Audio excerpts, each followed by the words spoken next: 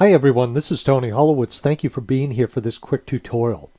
So I am looking at Act Premium Cloud, the web version of Act.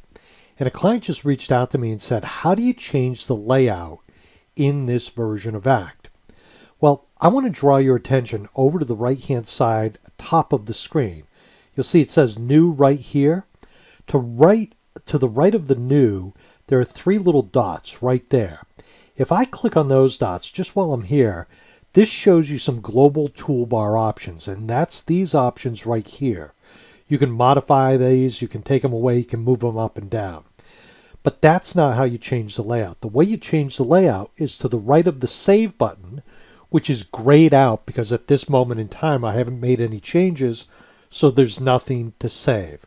The reality is just while I'm on that point, you don't have to save things.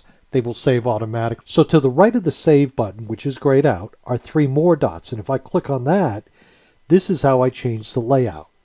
So because the layouts have unique names, you might have to go through a few of them to find the one that you're looking for.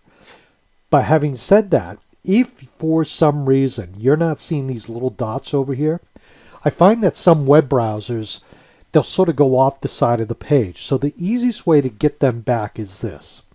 If you go up to the top of the toolbar or the menu bar, you'll get these little squares in the middle that's called Restore Down.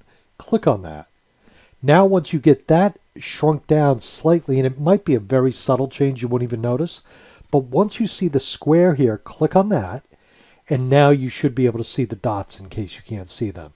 So that's how you restore or change the layout in Act Premium Cloud. Thank you so very much. You have a great day. Bye now.